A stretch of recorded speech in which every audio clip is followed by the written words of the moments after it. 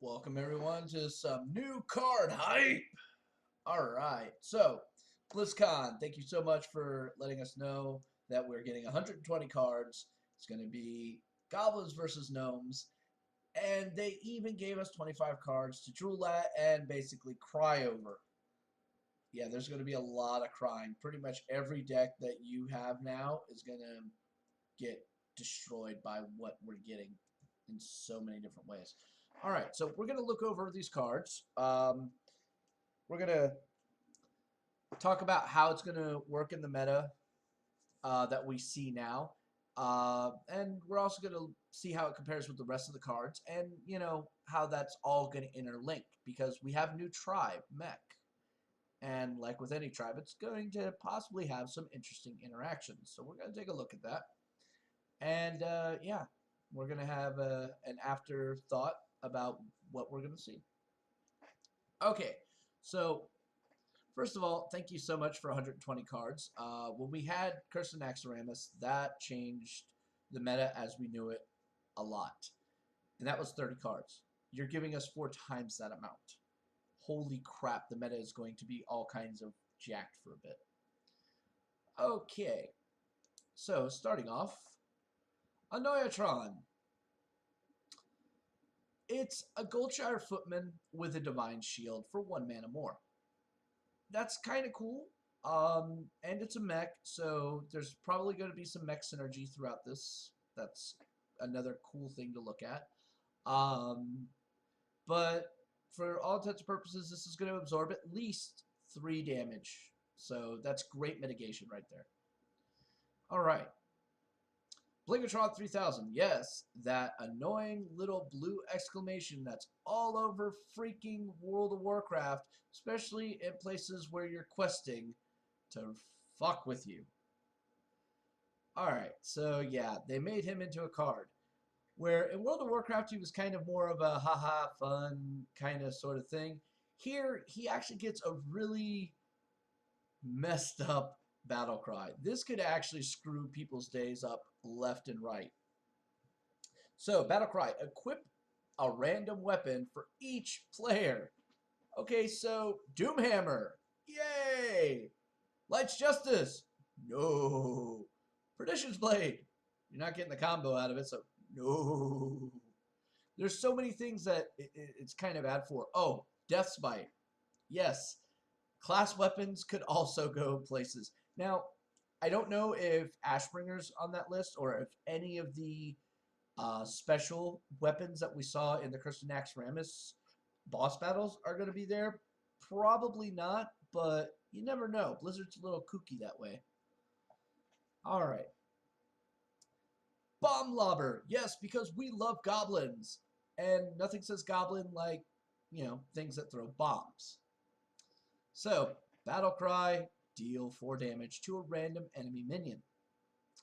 Alright, so it's a one-shot 4 damage Mad Bomber. Cool. Because it doesn't hit none of your shit or yourself. Awesome. So, much more stable. I like this. I see this guy as being quite useful. But we'll see. Okay. Boombot. Boombot is actually the spawn of another minion, and we're going to get to him here in a little bit, but let's just look him over real quick. Deathrattle. Alright, cool. We already know how good Deathrattle is after Curse of Naxxramas. Deal 1 to 4 damage. Wait, what? To a random enemy. Okay, so it's not even minion. This could be minion or face. Wow. Yeah, explosive Trap just came with a really huge downside. Yeah, Hunters, I'm sorry. Explosive Trap is basically getting put on shelf while this guy's in play. Permanently. Jesus. It's like Super Leopard Gnome. Alright. Moving on. The Cogmaster. Has +2 attack while you have a mech. Now this is cool. He's low cost, which means, you know, you can get this guy out and the next turn drop down the Anoyatron. Alright, that's actually a pretty decent synergy right there. It's not overly spectacular, but it's good synergy. And it's a 1-drop, And if you're going to go with mechs in the deck, this would be something you would obviously want to play. All right, so next up is Dr. Boom. Now, remember the Boom bot? Okay, here's how these guys come into play. 7 mana, which means you're not going to have to worry about them until at least late game. 7 mana, Battlecry, summon 2/1/1 Boom bots. Warning, bots may explode. I don't know if that means that they might explode instantly when they come on board, or just telling you that the bots have explosive properties, like it says there. So we'll see. All right, just on the stat line, 7 for a 7/7. This is not unheard of. We've seen it before. But the Battlecry really makes this extremely dangerous. If you're just looking at from pure damage potential, 7, that's 9, not including what the RNG on the bombs is actually going to do. So at a minimum, you're looking at 11 minimum damage that this guy can effectively do. Now, obviously, trades, this, that, and the other mitigations, silences, mass dispel, things of that nature could obviously lessen that. But that guy is kind of scary just for what he does. By the way, the Web Lord says hi. Web Lord stops this guy. Alright, so Enhanto Mechano. Battlecry. Give your other minions Wind Fury, Taunt, or Divine Shield at random. Give your other minions Wind Fury, Taunt, or Divine Shield at random. So they're going to get one of these 3 abilities. Yeah, so basically, if you've got a bunch of little low-end minions all over your board, come turn 4, congratulations, you're going to knock the living crap out of whatever is in the way. Unless he had Ascension down or some sort of taunt, you're going to knock the living crap out of it if you get the Wind Fury. If you get the taunt, that kind of is the meh one, but I can see some advantages to it. Divine Shield, okay, persistent, so that means your minions are going to be a little bit more safer on the board. Sure, that takes them out of AoE range, which as you get into 4 and 5 is that danger zone for aggro decks of when they get to expect AoEs to come down. So 2 of those are really great. One of them is just eh. Actually, the Wind Fury one is a little too great in my personal opinion. That's just me.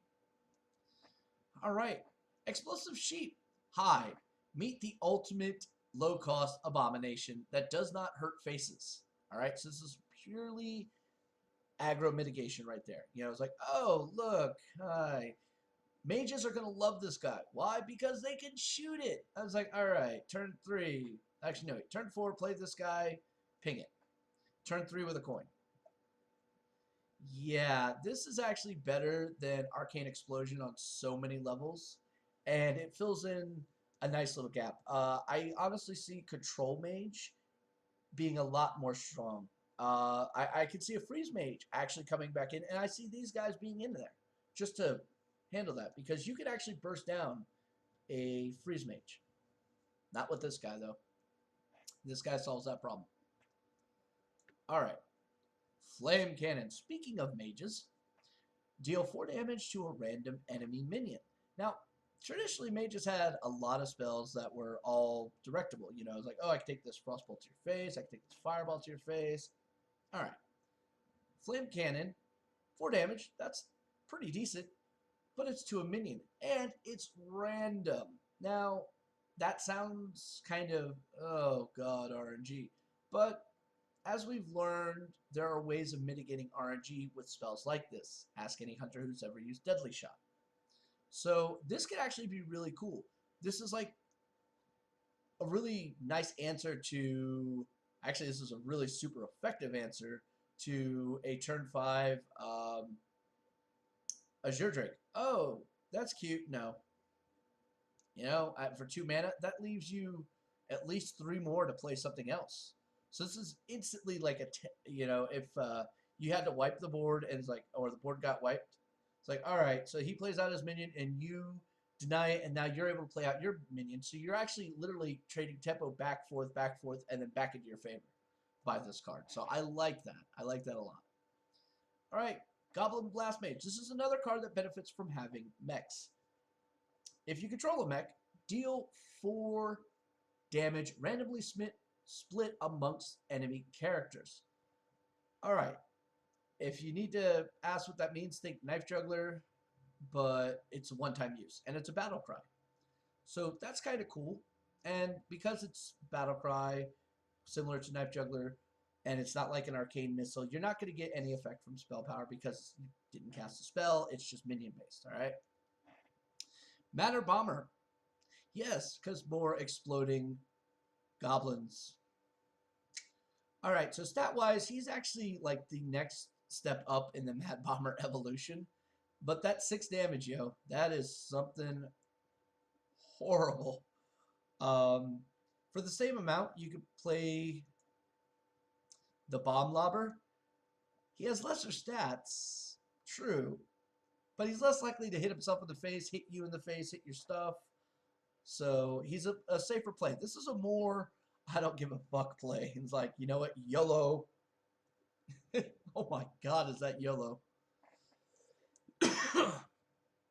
All right, so now we get the Mech Warper. Now, here's a mech that actually makes other mechs cost less. That's actually really good. So now we're actually starting to see some inter-mech synergy. I like that. We've seen a lot of cards that interact with, you know, if you have a mech, then this happens. So, but now we got mechs that actually have effect off other mechs. But I haven't seen much of any other ones. So it's kind of shaping up almost like the pirate tribe. All right. So moving on to this next guy, and this guy, Thermoplug. Yeah, you know, a lot of people really don't like leper gnomes. Yeah, they're 1 mana. Yeah, they're easy to kill, but I mean, you end up suffering for it. Well, now you got a guy that as long as he's in play, whenever your enemy minions dies, says summon a leper gnome. Now, I don't know if that means you get a leper gnome to replace it, or like he actually summons one out for himself, or the opponent gets one. I'm going to assume that he summons one out himself. Basically, he killed the minion. Oh, you come out of leper gnome. Here you go. So that's really going to be annoying. That's going to stop AoEs very nicely, because if you can get him on the board and persist to the next turn, then your next turn, you wipe out a bunch of his minions, you get a slew of leper gnomes. That's game right there. That is such game. I don't care who you are. That is game. All right. Micro Machine. At the start of each turn, gain +1 attack. Okay, so similar to like minions like Groll and Shaded Naxxramas, except he gets no life off this. And he's dirt cheap too. He has no stealth. He's probably going to be extremely easy to kill, which is a good thing because he grows. So this, by the time he can attack, he's a 2/2 for 2. So that's kind of cool. All right. Mimiron's Head. All right. Any of you who ever played Exodia or Yu-Gi-Oh will remember Exodia. Well, you're about to get a real strong flashback here in a minute. At the start of your turn, if you have at least 3 mechs, destroy them all and form the VO7 TRON. Yes, it's Voltron. Okay, so it's a 4/5 body. Again, this guy dies because he is a mech. And it doesn't say if you have 3 mechs and this one. So all you need is 2 other mechs from my understanding of this. So, yeah. 2 other mechs, that shouldn't be really too hard. And all honesty, I could see some late game plays with this guy. Like, I could drop this and let's say 2 Annoyatrons and throw Conceal. That's exactly 10 mana, right? So that'll cause this to come out, and that's going to be really deadly, and you're going to see why here in a minute. Okay, Piloted Shredder. Alright. Deathrattle, summon a random 2-cost minion. I like minions that when they die, they summon out something else. I love Harvest Golem. I thought that was great. I love Sludge Belcher, same reason. But this actually is completely random of which one you get. So that's going to be really interesting. You might get like a loot hoarder, and if you were desperate for card draw, that could save your ass. Or you might get like Acidic Swamp Ooze or Crazed Alchemist, and that's not really going to help. Matter of fact, you're not going to get any of the battle cries because it's summoning out onto the board, unless it allows that. But since I don't think that's how that works, oh well. And if you thought the other one was cool, well, this one's going to give you nightmares if you ever face up against it. Piloted Sky Golem. Yes, because we needed more things that really mess with people. Okay, so it's a 6/4 body for 6. That's kind of interesting. So, Deathrattle, summon a random 4-cost minion. Okay, so Ogre Magi might actually see play. So would Violet Teacher and Dark Iron Dwarf. These would be like the most optimal ones you could get. Alright? You could also get Ascension. That's true. That would be pretty decent as well. So killing this guy brings out something else. That's another thing you got to deal with. I mean, that's some pretty decent persistence. Now, I only listed neutral options. It says random, so you might get a Kor'kron Elite. Yeah, that would kind of suck. And a bunch of others. Oh, yes, let's not forget about the Shaman that grows from using those Shaman spells that end up burning them a little. So yeah, that kind of sucks in that aspect. I mean, there's a lot of 4-drop cards in there, and none of them are overly good, and I think I listed off the ones that are really good to actually get. So, but yeah, this guy is kind of a nightmare. I would definitely silence the fuck out of this bitch. Alright. Recombobulator. I saw this card, and I was a little confused on what it exactly did, and then I read it like 3 or 4 times. So, it's a 3/2 for 2 mana, so think Acidic Swamp Ooze. And you're never going to play this on curve. You're actually going to want to play this like around turn 8, especially if you're a priest. My god, does this card have value if you're a priest. Okay, so the reason why I say it has value if you're a priest. So turn 8, you grab something of theirs using Cabal Shadow Priest. Okay, cool. Well, there's a lot of really good 6-drops in this game. So, hey, guess what? Cabal Shadow Priest just became Cairn, just became Sylvanas. However, it could also become Sunwalker, which isn't bad. It's not bad. But again, random. So any 6-drop, and I mean, so it could become a Temple Enforcer, could become, all I'm thinking here, and I'm having a really hard time coming up with 6-drop minions. That's, Jesus. But you get my drift. It definitely can become something. And I think because of that, that's like a lot of value there. Other classes, I think, would still use this card to some degree because not everybody's going to have a complete collection, right? So you can kind of, throw RNG, up in the sky and say, please save me. And you might get some really cool stuff.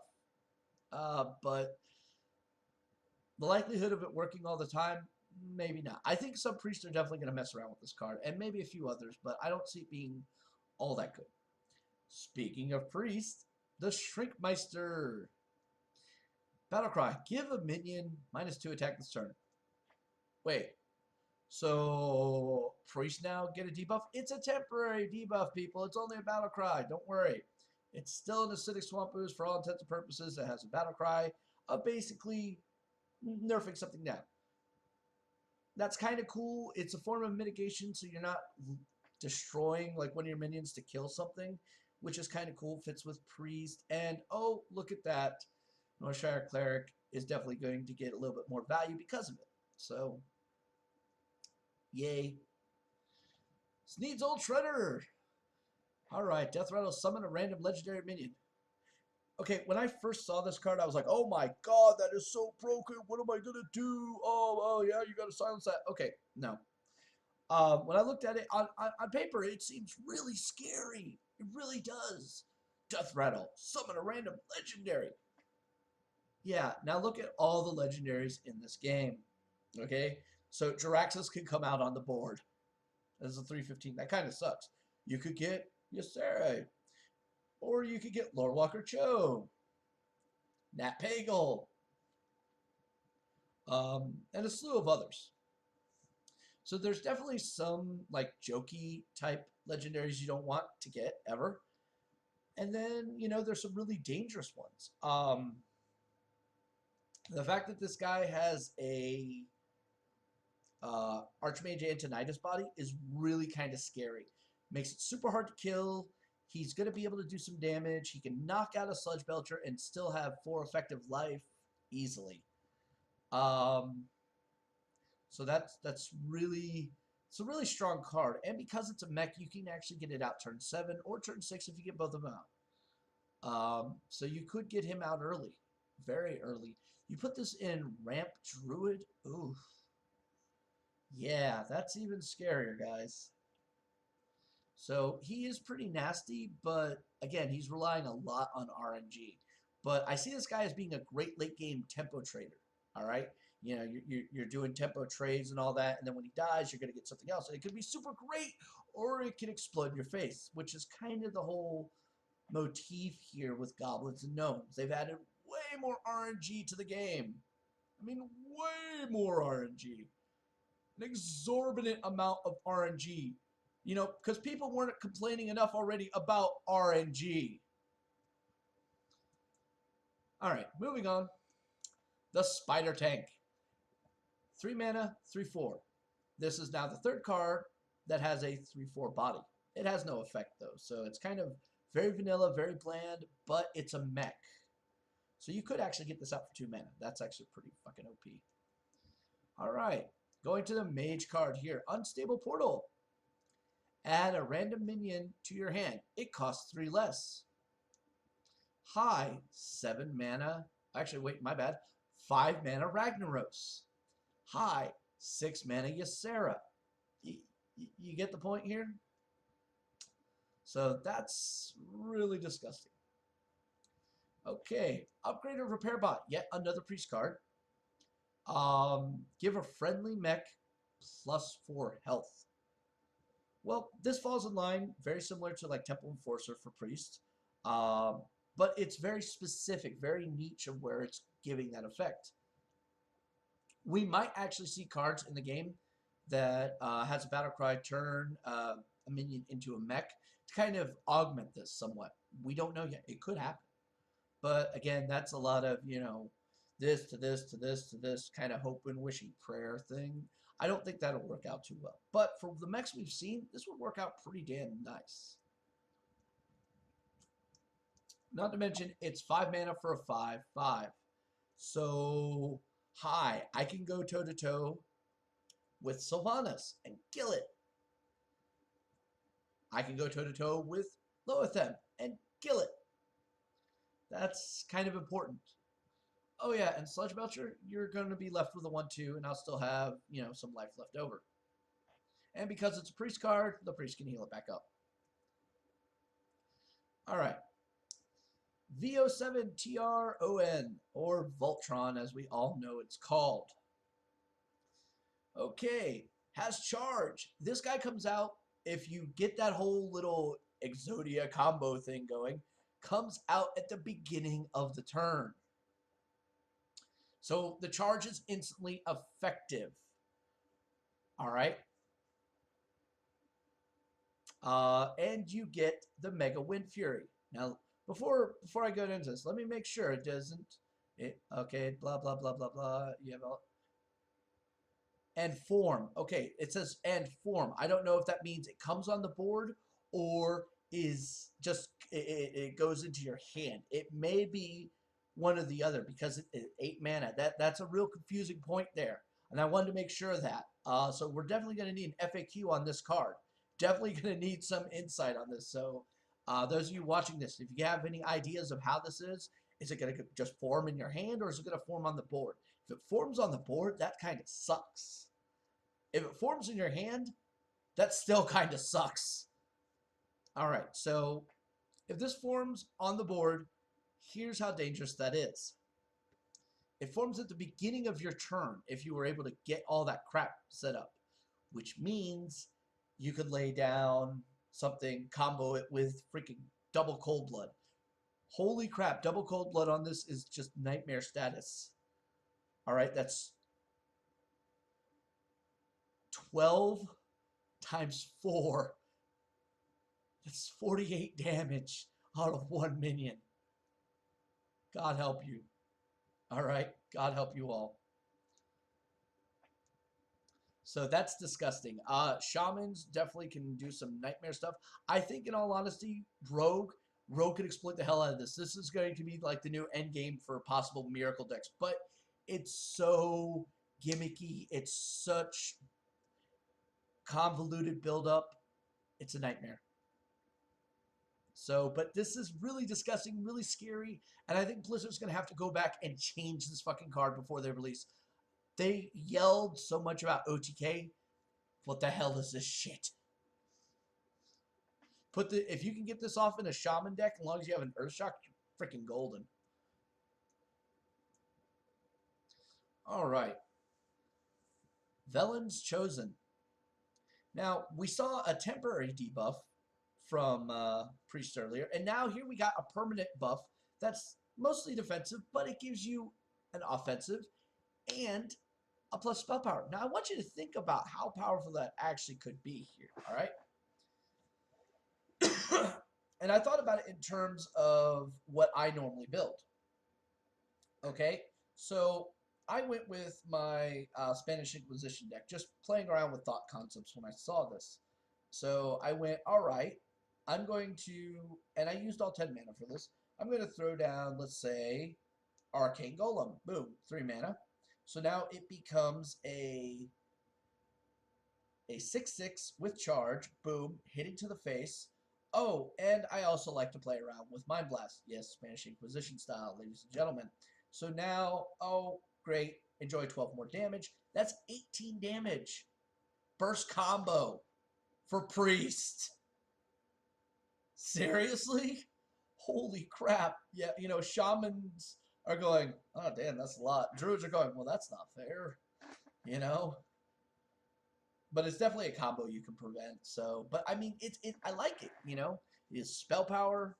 Things that give spell power to other minions are very, very rare. I think there's like one minion in the game currently that does it, and nobody likes it anyway. So now you got a spell that gives spell power. I find that hilarious. And it's got some pretty decent stats on it, too. Interestingly enough, I could see this going on a Nerubian egg just to really screw with people. It's like, wait, it's a 2/6 Nerubian egg. Why? Oh, so I can use it as a tempo trader and cast spells with it, and then when it dies, I get a 4/4. You know, it's just going to be one of those things that people are going to be like, oh, God, why this? And again, this is going to be something else that's going to make people go, okay, I really need silence. So yeah, Jesus. So that's 25 cards, ladies and gentlemen. These are all really super powerful cards. Some of them are very niche. Some of them are going to change the way we play this game. The fact that we've got an Exodia combo here is kind of laughable, but yet funny at the same time. Yeah, this is a whole new level of Hearthstone we're about to enter into. So, all right. So now let's review over what we've seen here. When Naxxramas came out, it changed everything of Hearthstone quite dramatically. A lot of decks changed. A lot of new archetypes showed up. Now, here we've got 4 times the amount of cards. What do I think is going to happen? Well, I think initially some of the old decks are still going to try to survive. They're going to fail. Then will come adaptation. Some of the more glaringly obvious decks that can be built will be built. Then eventually we're going to start seeing whole new theory designs coming out. It always happens. And eventually we're going to move away from everything that we've been doing in the old meta and have something completely new. So, ladies and gentlemen, boys and girls, save up your money, save up your gold, save up your dust. You know, Christmas is coming around the corner. You know, ask for gift cards for, you know, Battle.net funds. Because these cards are going to be what the new meta is going to be for about 3 months easily. And not having it's going to be a real big problem. So you're going to need to work on that. Seriously need to work on that. So, yeah, that's going to be really, really interesting. I know a lot of the people I already associate with and talk with and Theorycraft with, they're up in arms about what we're seeing here. The amount of RNG that's being put into this game now because of this is just going to turn this game into one giant random fest. So the amount of actual skill and thinking is being lessened to some degree is like the argument I've already heard. And then it's all going to be more luck-based, and there's some argument for that, but good deck design and when to play those things still matter. So keep that in mind. But yeah, these cards, if Naxxramas, the power level of that was like 2, these cards sit at about 4.5. That's how much more powerful I value these cards. Just because they synergize well from what we got in Naxxramas. And yeah, it's wow. I honestly see some of the original core set stuff actually fading out in use, with the exception of the legendaries, because those will never fade out in use. But a lot of the commons, basics, and rares, and even some of the epics definitely are going to start fading more. Where this new set, I honestly predict we'll probably be using more of these than anything else. Though I can't say for 100% because we've only seen 25 cards. They listed 120 cards. That means we still got 95, maybe more to go. They said 120 so cards. So it's 95 more cards. Just in this 25, I'm scared about what's coming because it's just all over the place, and it's gonna be massively awesome because it's like the Wild West. It's a brand new start. It's a brand new thing. It's gonna be interesting, to say the least. Anyway, so that's the end of this card review. As soon as I get any more information on any new cards, any kind of things like that, I will be dropping them down. I'll give analysis on them. Don't forget to check out Mechatork's Workshop, me and Knox, where we're actually creating our own damn cards just because we're bored half the time. And we have some really interesting ideas, which, interestingly enough, some of them that we've theoried previously kind of ended up in here. And, yeah, kind of wish we did the episode on those cards instead. But, hey, you know, it happens. So, yeah. So check that out. It'll be on his stream as well as his YouTube channel. Don't forget to check my channel for deck spotlights, deck talk, and other things that I do. Check out the Patreon campaign, like, share, put it on Reddit, tweet it, do what all you kids do these days. All right. This is Shiv saying thank you very much, and yeah, take it easy.